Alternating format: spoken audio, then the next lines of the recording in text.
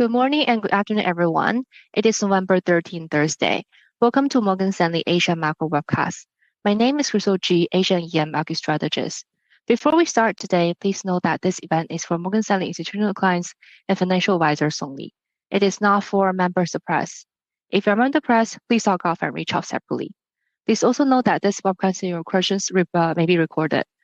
Today we have Chetan Iyer, Chief Asia Economist, Upasana Chatra, Chief India Economist, Jenny Zheng, China Economist, Chloe Liu, China Agri Strategist. During this broadcast, you can send us questions at any time from the Ask a Question text box. We have the Asian Econ team note, and then this is discussing the wage and then this is discussing whether wage or balance sheet will matter more for consumption in Asia. Today, we are very happy to have Chetan joining us to share the expectations on growth. And then let me invite Chetan here. Thank you.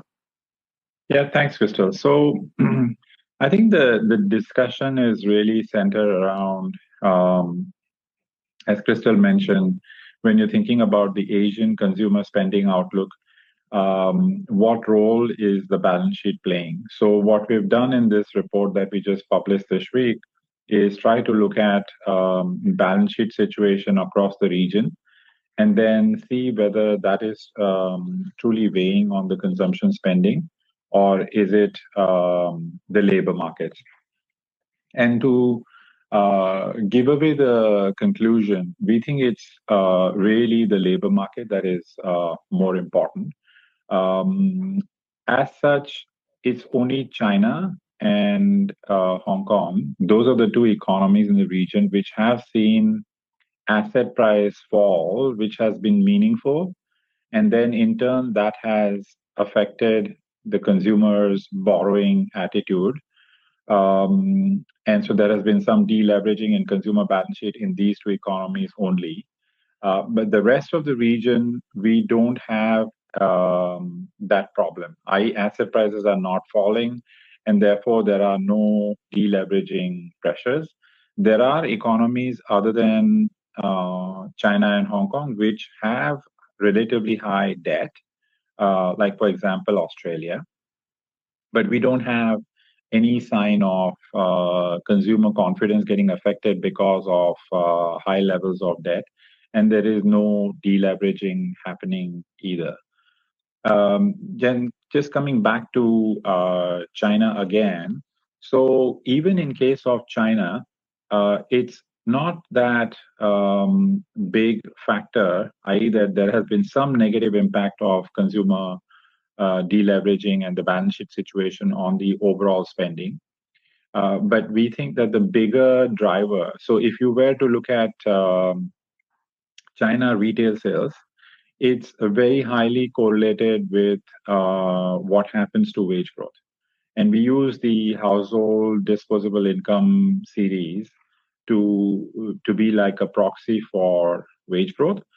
And that tends to be having a bigger explanatory variable than property prices or overall balance sheet situation for the households. And so parallelly connected to that, the other question that we get on China consumer balance sheet is this stock market rise, which has come through. Will that be a factor? So since I already just laid out that we don't think balance sheet is that big an influencing factor, we also think that the rise in stock prices is not going to be a big driver. Ultimately, what we need is policymakers to fix the deflation challenge that will in turn lift nominal GDP growth. And then that in turn will allow the corporate sector to pay the workers higher wage growth, and which in turn will drive consumption. Moving to the second one in the region, which is also where we have this discussion on balance sheet's impact on consumption, that is India. And Upasana, who's also joined the call today, has done a lot of work on that. And our conclusion on India has also been the same, that it is not really the balance sheet issue that is holding back the Indian consumer. it's primarily labor market and wage growth. Again, on India's consumer balance sheet, there had been a concern because the central bank had earlier taken up interest rates higher. And then the concern was that the consumer's balance sheet is over-levered, especially the low end and the middle end consumer. But we've now seen that the central bank had hiked interest rates. They're now on the way down, cutting interest rates. But that previous hike in interest rates had no sign of a broad-based rise in NPLs. If the consumers had over-levered and that was the main reason why they were not spending and distressed, then we should have also seen that as interest rates went up, there should have been defaults, a lot more defaults in the consumer balance sheet. But as banks' results have shown again for this quarter, we don't see any side effect of consumer balance sheet showing up in form of rise in non-performing loans. And so then going into the outlook part of it, what is going to drive the outlook going forward? So we are expecting consumption to recover in the region by early second quarter next year. And the key driver, we think, will be the turnaround in the global trade cycle, particularly non-tech exports for the region. And we had published on this sometime back, maybe about 3 weeks back, that we do expect non-tech exports for the region to improve. And overall exports have been okay, but that has been primarily driven by tech exports so far. And unfortunately, tech exports don't have much multiplier effect in terms of job creation, so that has not really helped consumption. But once we see this non-tech exports recovery, we think that will be a key driver for broader recovery in the region and therefore consumption from early second quarter next year. So with that, let me stop here and hand over back to you, Crystal. Thank you very much, Chetan. Before we take any questions on Asia economists, I'd like to move on to the next topic on China export controls. So recently, there are actually still a lot of moving parts on this issue, and our China econ strategy team, they have published a playbook on the China export controls. So today we have both Jenny and Chloe here to share the scenarios and also market implications. Over to you, Jenny, and then maybe we'll go to Chloe after you. Sure. Thank you so much, Crystal, and hi, morning, everyone. So as we can see, Beijing has been increasingly using rare earths as a bargaining chip to counter the U.S. tech barriers. And today, China controls 2/3 of the global rare earth mine supply, over 85% of the refined output, and over 90% of the magnet production. And this dominance will likely maintain in the next 3 to 5 years, particularly for the rare earth refining and also the magnet production, because the supply chain diversification out of China is quite difficult given the environmental and also given the technical bottlenecks. So this gives Beijing more confidence to use the rare earth control to reshape the cost-benefit calculus of the tech restrictions by both the U.S. and its allies. And for now, it seems the U.S.-China tension is behind us because both sides have agreed on a one-year truce in late October. Over the last weekend, China also announced to suspend some export controls on dual-use items to the U.S. But here we just want to highlight that China only suspended the October version of the export controls, which is the strictest one and has the de minimis style of the requirement. But China has not reversed the April rare earth controls on 7 key elements. And that means Beijing still retains the discretion in the license issuance. And given that we think U.S. and China will maintain a competitive confrontation relationship in the coming future, we don't think China will fully abandon the export control leverage against the U.S. tech barriers. And the rolling negotiation and temporary escalation will be a new normal. So therefore, we think it's quite important to have a playbook in mind on different possible scenarios. In our base case, we think both sides can honor the 1 year truce. There could be small frictions from time to time, maybe against some sectors, against some U.S. allies, but it's insufficient to break the truce to lead to a further tariff escalation or like a widening of the export controls.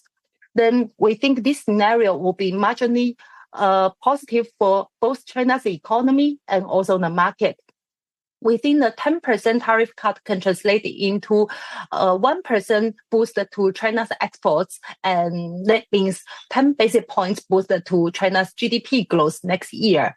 And the 1 year truce will also reduce the supply chain uncertainty and give room for Beijing to strike a balance between boost to tech self-sufficiency and economic rebalancing. We think the local GPU can meet around half of China's AI demand by 2027.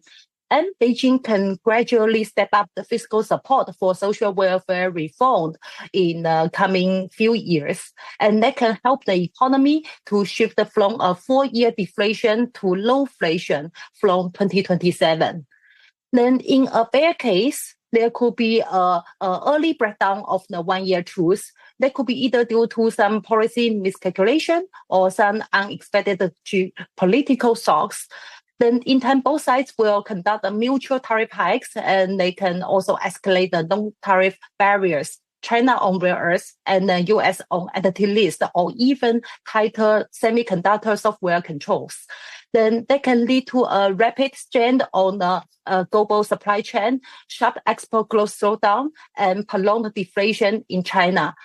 Beijing can double down the supply-centric stimulus to support the tech localization. That would be good for local tech names over the medium term. But in the meanwhile, that means the economic rebalancing will also stall, and that make China take longer to get out of the deflation loop. Then in a bull case, both sides will move toward a framework deal as they will prioritize the stability.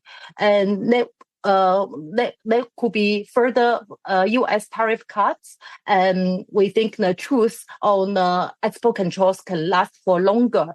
I would say this is a rosy scenario, but if this happens, this will give Beijing more leeway to rebalance the policy toward the consumption and social welfare spending. Then in this case, we think China can get out of deflation as early as second half of next year, and that will be faster than 2027 in our base case.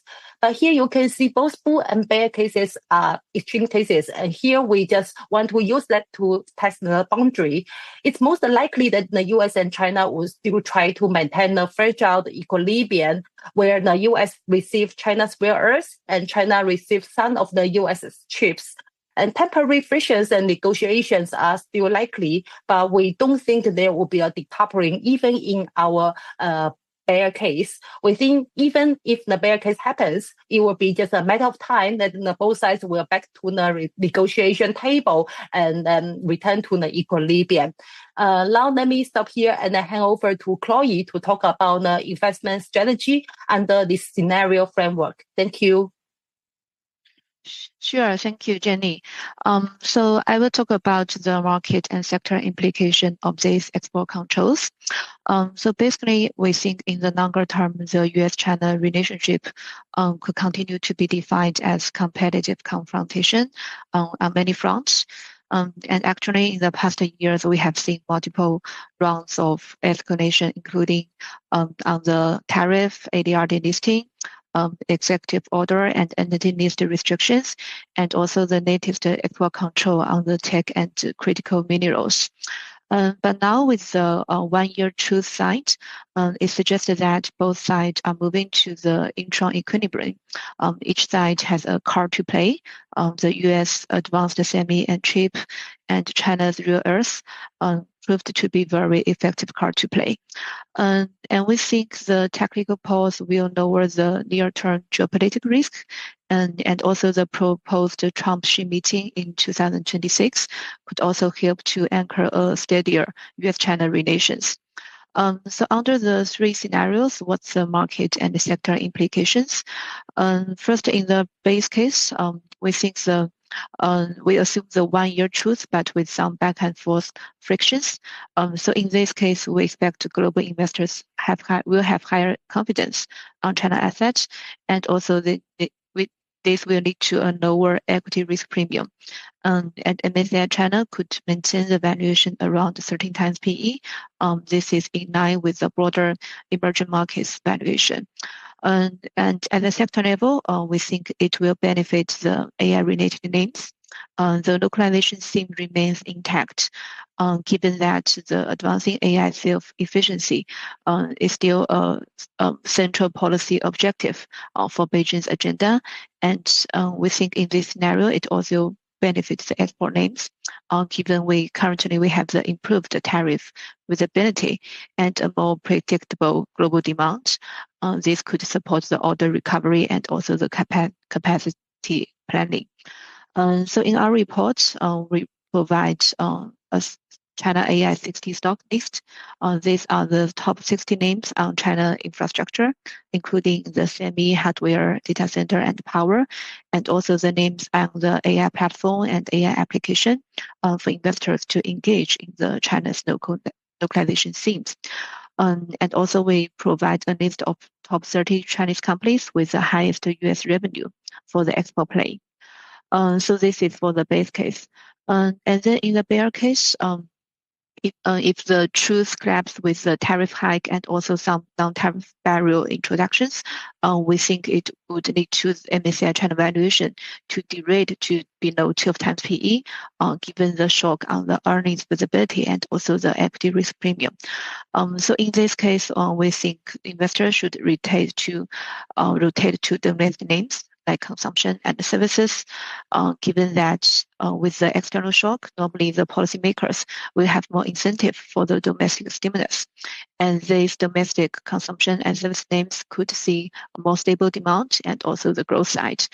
And we also think that under this scenario, we could rotate more to the high dividend and defensive sectors, including like utilities, telecom, energy, and banks, because these defensive sectors with high dividend yield tend to outperform when the market see meaningful pullback. And for the AI-related names, we think the bear case will lead to some initial correction, given the high beta nature of the AI names.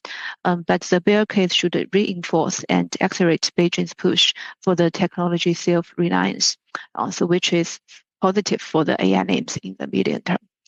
And lastly, in the bull case, if we have the sustained easing of the US-China tensions with a framework trade deal, we think it would enhance the earnings visibility and reduce the equity risk premium. MSCI China will re-rate to 14 times PE. So on the sector-wise, if we have in this bull case, we think this would definitely benefit some high beta growth sectors, including software, internet names, and auto, etc., and also benefiting some export sectors. Well, for the AI names, we think if the AI chips purchase is allowed from the US, then the overseas vendors like NVIDIA and AMD would likely to get meaningful share in the China's AI computer market. So this would be negative for the AI localization theme names. So with that, I will stop here and pass it back to Crystal. Thank you so much, Jenny and Chloe. Since both of you have to leave before a certain timing, then maybe I'll just ask the questions on China export control first. The first set of questions are for Jenny, because a lot of investors have been asking about how does the licensing process really work. Can you maybe provide more details on that front? And then also, is it easy for the other corporates to really get the licensing within a short period of time? And then secondly, how do you see, what may be the triggers for China to further tighten the export controls? So that will be for Jenny. And then, yeah, I will ask the question for Chloe after that. Yeah, sure, thanks. So there's an interesting discrepancies between the White House and Beijing's descriptions on rare earth truth. for the White House, they issued a fact sheet on November the 1st, and they said that China will issue general license on rare earths, and they will de facto disable the Apple rare earth controls. But on Beijing side, Beijing just said that they will evaluate the actual situation and do the general license issuance. And in reality, what we know is that the license issuance is still under study, and issuance could be relatively slow. And also the license will be issued case by case with 1 year maturity. So in other words, China still have the discretions on the coverage of the license, which company and countries to issue, and whether they will roll over the license after the 1 year maturity. And we think like military or like national security related sectors will remain difficult to get a license. And what could be the trigger?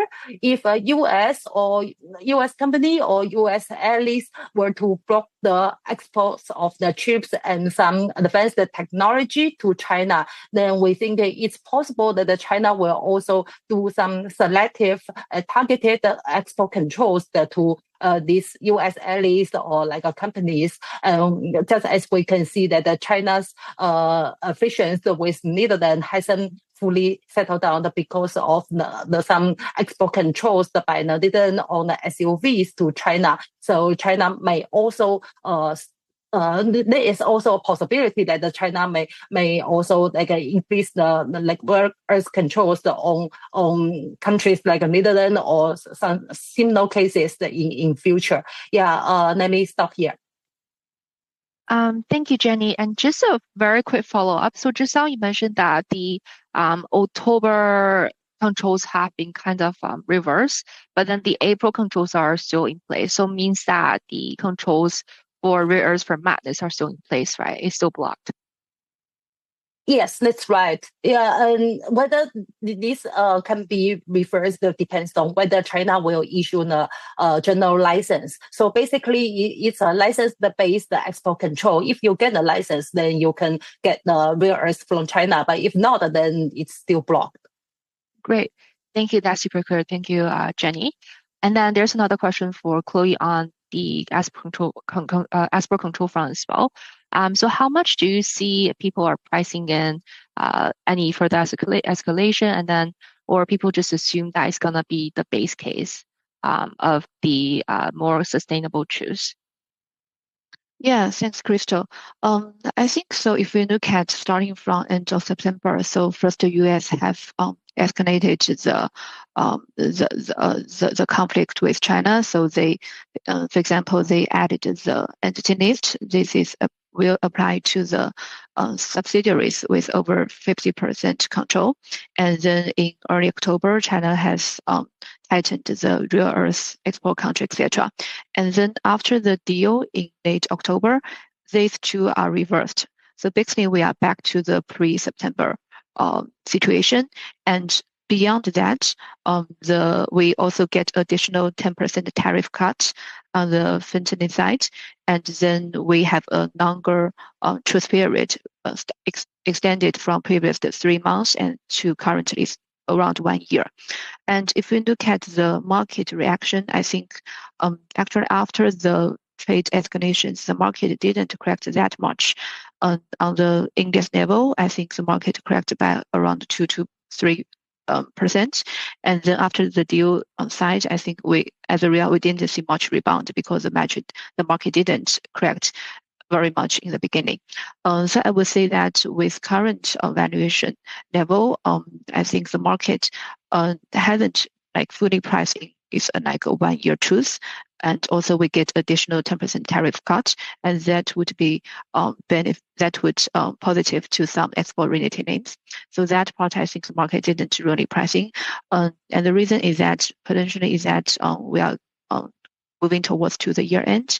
I think the risk appetite for a lot of investors has coming down, and given that they made quite a decent profit year to date, so some of them want to take more profit towards the year end and re-engage in the next year. So I think for the next year, I think our view is more constructive. Despite the near term, I think the risk appetite for the market may be a bit lower. Got it. Thank you so much, Chloe. So now we'll move on to India, and then there seems to be some green shoots during the festive season, according to the high frequency number tracked by our India econ team. Today we have Prasanna to share more color on growth and then if India is coming out of the cyclical slowdown ever since the third quarter last year. Thanks, Crystal. And hi, good morning, everyone. I will just share my screen for a few charts. And yeah, so what we are seeing in terms of high frequency data here is that there are signs of pickup in growth after it remained muted in the last couple of quarters, especially in the festive season. So some data points that we can highlight here are the passenger vehicle and two-wheeler sales, which we see in the table. Those are up on a like-to-like basis in this festive season versus the last year's festive season by about 25%. Similarly, credit card spends are also up nearly 18%. We are seeing pickup in certain other broad-based indicators as well, especially if you look at credit growth, which is on the chart on the left-hand side. That's up to 11.5% in October. That's almost a year the highest in the last 12 months. GST collections are also holding up. So while obviously YOY numbers are lower, but if you were to adjust it for the potential revenue loss, then GST collections would also be up nearly double digit at 10% on the month of October. And if we see the chart here, in terms of INR trillion, that is still holding up in terms of the collections in October, even though there was a rate rationalization that has happened. So there is evidence that volume-based pickup is also helping in GST tax collections. Similarly, services manufacturing PMI continue to remain above 58, 59 levels, pretty much at very strong levels. And we have certain other indicators as well, not mentioned here, but what we have picked up, like retail sales during this festive season, were up 25%. Similarly, e-commerce industry has also recorded an uptick of a similar magnitude of nearly 24% in terms of order volumes in the festive season related spending. All in all, see green shoots in terms of high frequency growth data. And we do think that this will be sustained. Certain factors which will especially help the consumption related recovery are the policy pivot that we are seeing in terms of both monetary and fiscal policy support, improvement in improvement in real wages, and both rural and urban. So if you look at the charts here, we are seeing a pickup, especially in rural wages, and also a pickup in at least a bottoming out in the urban wage expenses as well. Some improvement in the Naukri or the employment indicators as well. So CYTD, the numbers are up versus 2024, where the organized sector job growth was declining. And fiscal support, as we were mentioning, both through direct, indirect tax cuts and the expected pay commission, which we will have more clarity in the next 12 months.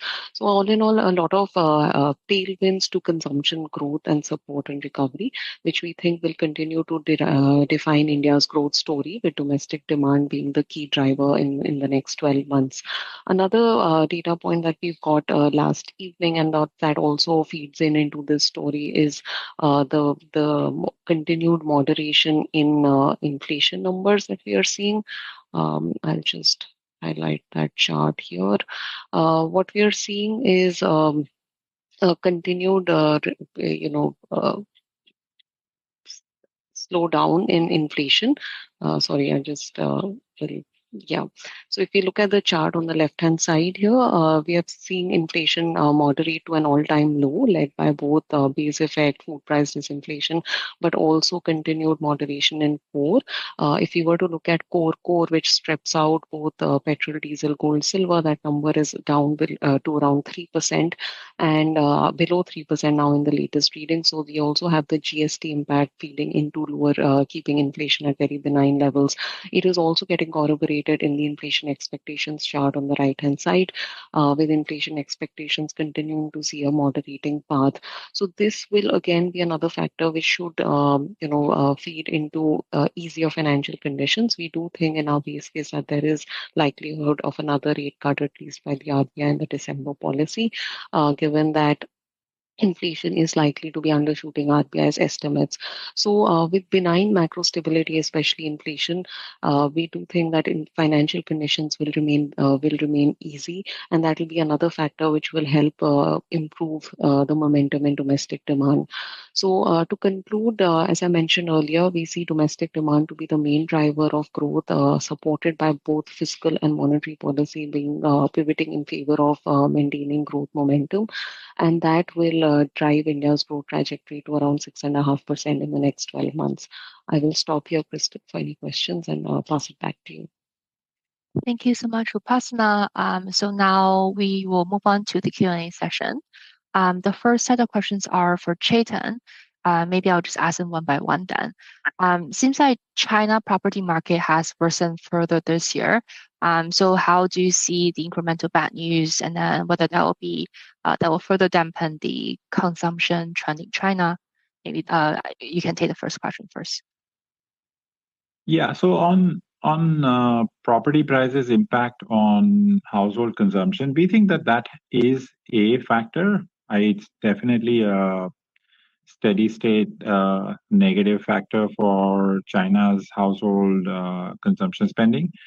But the impact is coming in more indirectly, in the sense that to the extent to which property sector is going through this decline, policymakers are trying to defend real GDP growth with investments, and that is creating the challenge of excess capacity and deflation, and therefore downward pressure on nominal GDP growth and wage growth.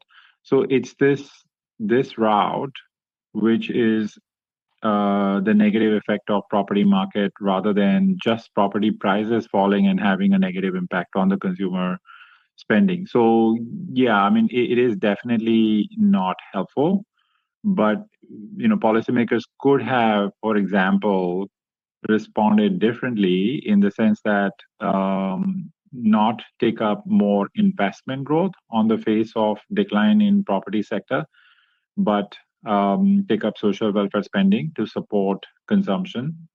That response is what we think is a bigger challenge in China than just the fact that property prices are falling. Property prices will fall because they are going through a structural adjustment in the context of the demographic situation in China. But it's this policy response and its ramifications on deflation and wage growth we think is more important. Got it. Thanks, Chetan. So how is wage growth trending in China currently? And then how do you think China can stimulate the wage growth in a sustainable way? Yeah, so wage growth has decelerated. It's down to around 4%, and therefore retail sales is also down below 4%. And the way you can accelerate wage growth is precisely the way I was mentioning earlier: take up a policy response which lifts consumption through social welfare spending. We've always argued that the migrant workers in China, over 300 million of them, have a saving ratio of 46%. National saving ratio in China is also very high at 31%, compared to, let's say, India at 22 and US at 5. So this extremely high saving ratio for migrant workers can be addressed by giving them access to public healthcare, education, and housing, which the government is providing to the other legal urban residents. So it's not a solution which has not been implemented for anybody in the society. It has been implemented for the legal urban residents. If it can be done for the migrant workers, that can help them run down their saving ratio, which means a better multiplier effect in form of consumption growth in the economy. And then that can help them not to go ahead with excess investments, which gives us a double benefit of one round of consumption pickup lifts capacity utilization, and they have less pressure to create new excess capacities. And that combination can then help drive inflation from deflation to inflation, and then lift normal GDP growth, wage growth, and consumption. So that's the way out. As of now, we think that the approach that the policymakers have taken is going to help, but it's going to be a very long battle to get out of deflation and address this wage growth and consumption problem. Thanks, Chetan. And then we have another two questions on India, but then I guess that's for both Chetan and Upasana. So the first one is, how do you see the China-India relationship given their competition on the manufacturing front? And then the second one is because there may be some disruption from AI to the Indian economy, and then do you see the growth to be multifaceted in India, and then that will be strong enough to kind of weather the storms from AI? Yeah, I can take the China-India relationship bit, and Upasana, if you can take the AI one. So on the China-India relationship, we think it's probably likely to continue to stay on the improving path. And just to highlight the point that the relationship is here to say by explaining one or other, giving you the stats on how India and China trade has evolved. So in 2020, when there were some border issues that India and China faced, India had a trade deficit of $40 billion with China. And today that deficit is expanded to $120 billion. So despite the relationship being lukewarm, you had such a strong rise in trade deficit and the trade between India and China. And now, to the extent to which the relationship has improved, we think that the trade is going to increase even at a faster pace than what it did in the last 5 years. So, yeah, I think the relationship is going to be resulting into better trade numbers between the two countries.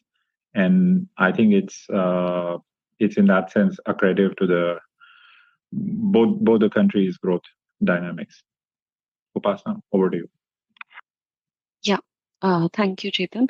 On the second question on impact of AI, what we are seeing is that in terms of the capex related impact, we are seeing certain positive developments with announcements of data centers and expansion of the same. So in that aspect, there is some nascent signs of probably pickup in AI related capex. It's of course very, very nascent and it will take time. But there is a momentum that is now coming through with large private sector companies announcing large data centers and even foreign multinationals announcing the same in different parts of India. We are also seeing some pickup in capital goods imports related to the AI related capex. Again, these are nascent signs, but further corroborate this point. In terms of the aspect on how AI adoption and its impact on the labor force, and especially from an IT related probably sector's employability perspective, how that impacts, that of course will have certain more challenges because it would involve skilling or reskilling of the workforce.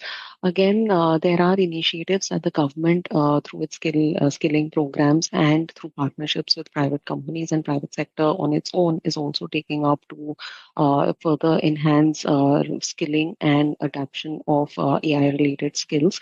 There are news flow which indicates that a number of that almost 40% of India's gig sector employees are employing AI and AI related skills in certain forms and fashion. So I think it would be evolving, but in all, we do, as of now, don't see AI as a major headwind or disruption to the India's growth trajectory, both from a medium or a cyclical perspective. Government's think tank, which is Niti Aayog, has recently put up a report on AI and its impact on India with a medium-term perspective. In it does give a more positive take on this, and their estimates indicate that AI could add about $500 to $600 billion to India's GDP by 2035. I'll stop here. Great, that's super clear. Thank you both, Chetan and Upasana. So there's another question online, and then it's about whether So the other countries are working on the diversification on rare earths, and then how soon the results will be visible. So Jenny's not online already because she had to luncheon, but then we have asked Zhipeng and the China Econ team, and also our China materials had Rachel about this question quite a few times. So they mentioned that it's not actually just about mining; it's also about the technological know-hows. So Rachel mentioned that it would take other countries at least 3 to 5 years for them to make any progress. So yeah, it's not gonna be a very near-term kind of thing for them to make progress. So in that case, in the interest of time, we'll conclude today's webcast here and answer remaining questions offline. And then also a reminder that there's no webcast next week. And then for anyone that's coming to Singapore, we will see you at the summit. Thank you so much for joining today, and do reach out to me and the team if you have any other questions. Have a nice day and see you next week.